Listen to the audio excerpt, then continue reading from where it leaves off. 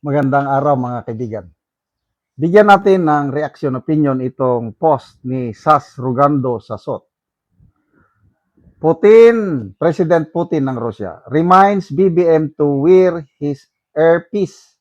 Yung Putin had to wait as BBM figures out how to wear it. It has to be Putin to remind him rather than the DFA secretary. Medyo nakakaya ito. Nagkaroon ng dialogue between the two countries sa lugar is Kazan, Russia. Celebration ng 50th anniversary ng diplomatic relations ng Philippines at ang Russia. At the same time, para pag-usapan yung paano ang Pilipinas makakuha ng, alternative sources ng energy and food supply. Ayan, kailangan nilang mag-usap-usap. Ang presidente hindi niya alam gamitin yung kanyang ang presidente natin hindi niya alam. It has to be the president, Putin, please wear it para magkadinig. Kaya, sabi ang ating presidente. Sadali. Yan.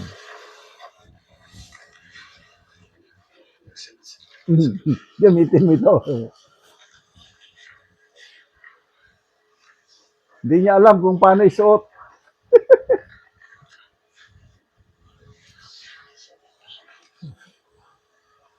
Yun. Pinapakita niya. Isuot mo ito.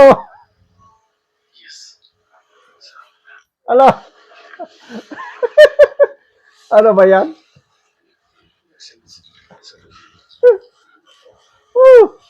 Grabe.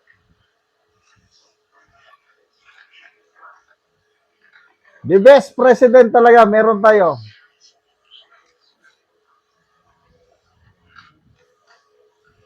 Tumatawa.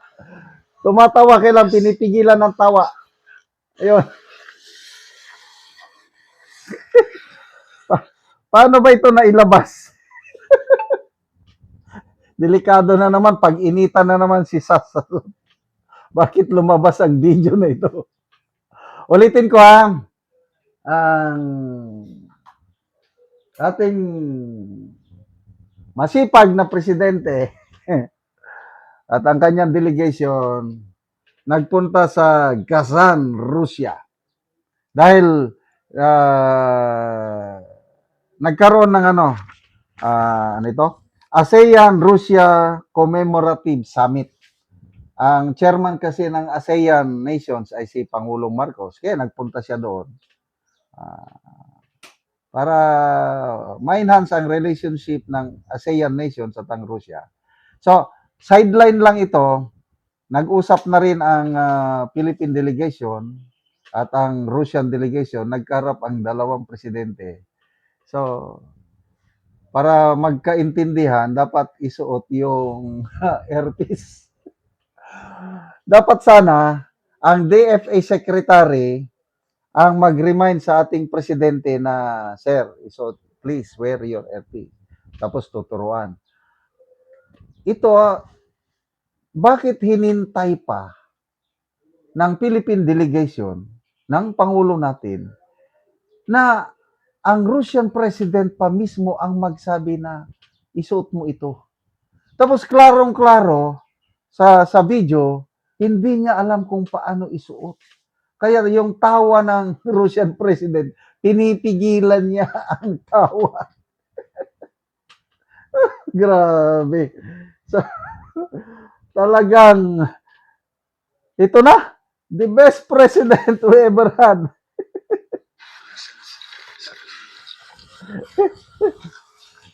Tingnan na yung, okay. 38,000 ang nag-react. 35,000 ang tumatawa. 164 ang lumuluha. 2,700 ang nag-like. Puros negative ito para sa Pangulo.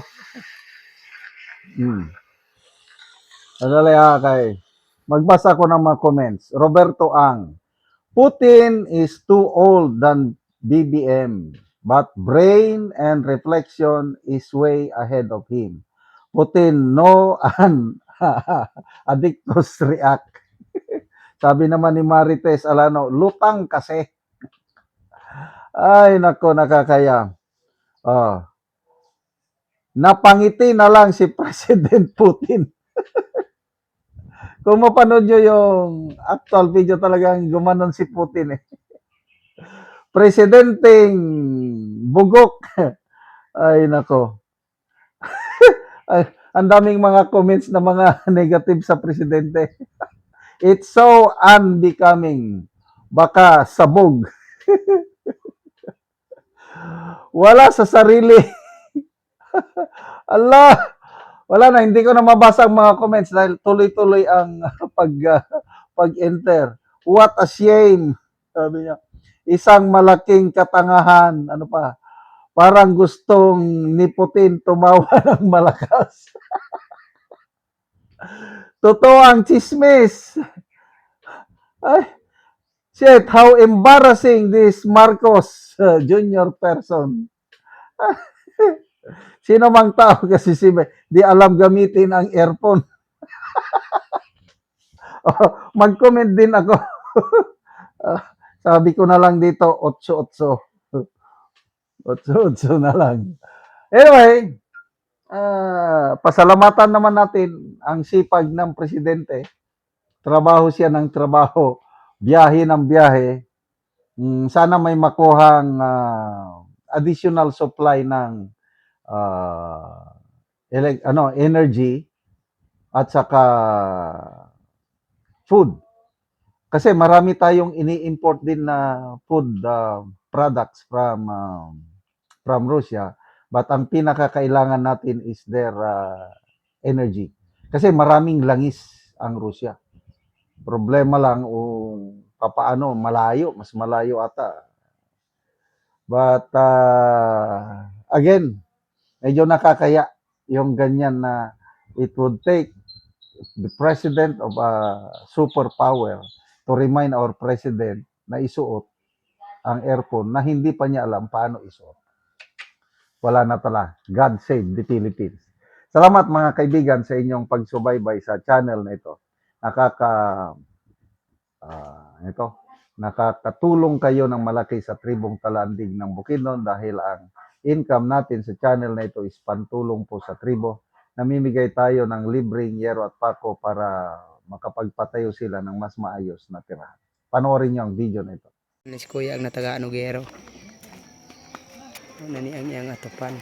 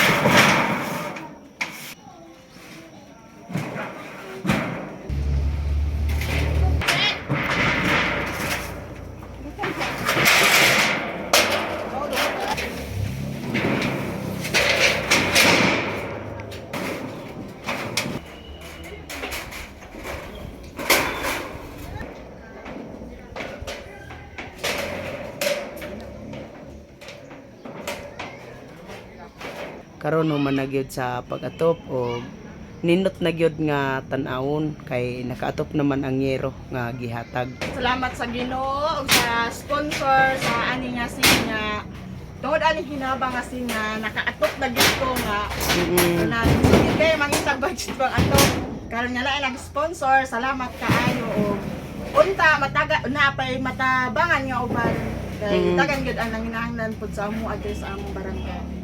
Oo, so ang natabangan diri sa Nakino nga kuan, so halos na 40 ka balay. Dagan-dagan na gyud mo. Dagan-dagan na. So dagan pa karon ang nanginahanglan. Daghan pa gyud kay lisod kayong panahon na nagdawat ko ra gyud sa pagkaon gyud. Taman ras pagkaon. Sa pagkaon. So salamat kayo. Salamat po.